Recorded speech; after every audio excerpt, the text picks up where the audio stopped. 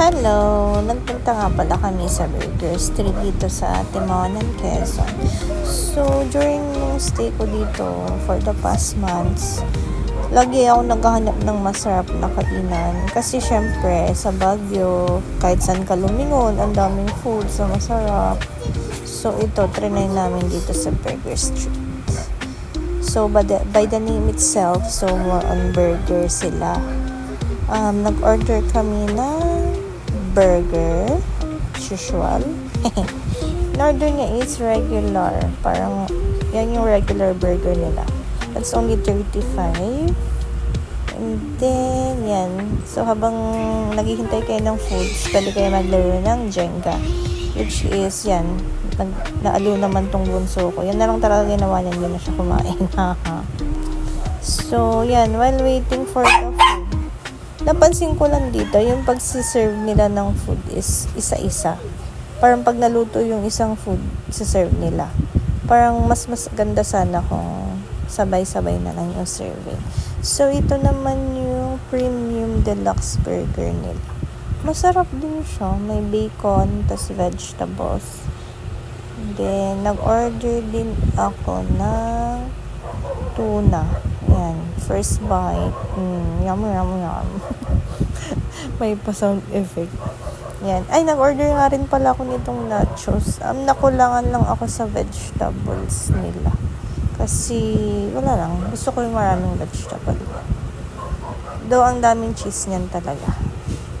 Tapos, hindi nila kinakain. So, ako lang kumain. Inuwi ko na lang. Yan.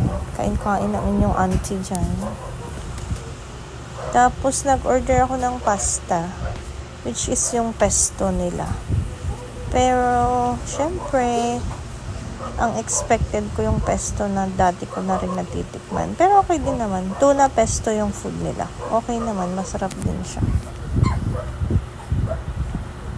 And guys, nag-order din nga pala kami ng Nutella na milk base. Yan siya. Na-spread ng Nutella. Then, yun, milk, syempre. O, diba? Hindi pa ako makapagbukas talaga dyan. Yan. Tapos, nag-order din pala ako nung, Dewy. Ayan, natumba pa nga. Yung Dewy. Hindi alam yung tawag. Choco Dubai. Bahala ka dyan. Chewy Dubai chocolate. Hindi masabi-sabi. Around siya, 150 yung Dubai chocolate nila. Yung may pistachio flavor.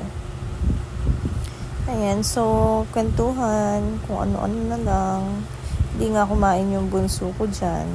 Ayan. Oh, talaga. Masarap yung burger nila, in fairness talaga siya. Sige, may pagsilip pa. So guys, ito ay matatagpuan nyo sa, matatagpuan. Located siya sa malapit sa simbahan. Yung Seventh-day Adventist ba yun? Yung church na yun. As in, magkatabi sila. Yun lang. Kasi hindi ko nga alam yung, syempre, bago pa tayo dito sa Atimonan. Basta dun, malapit siya sa church ng, mga Sabadista. Ay, yun lang. So, ito yan. Kain lang ako ng kain yung nachos. Sinabangan ko yung pesto nila ng pag-serve. Sabi ko nga sa inyo, pa isa-isa yung serving nila. So, abang-abang ka lang kung at time siya darating, char. Yan. So, sinisilip ko siya.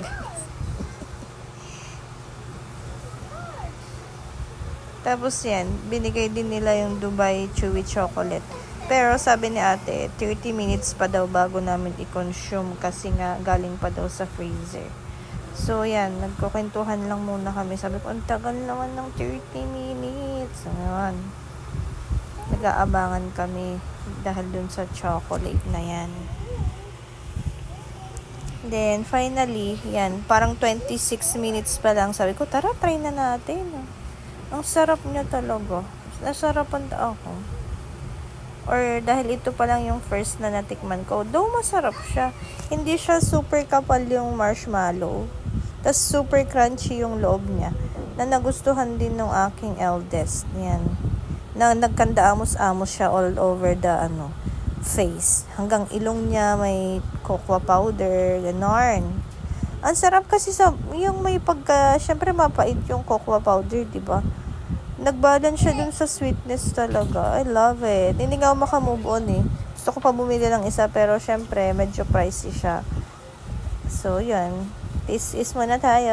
Hold muna natin yung cravings natin. Ayan. Gusto kong takpan kasi gusto ko pa siyang balikan later. Pero hindi ko mapigilan yung sarili, di ba? Ayan. Sarap na sarap yarn. Aray ko. Tinalunan ako. May patalastas. Yun lang guys. Thank you so much.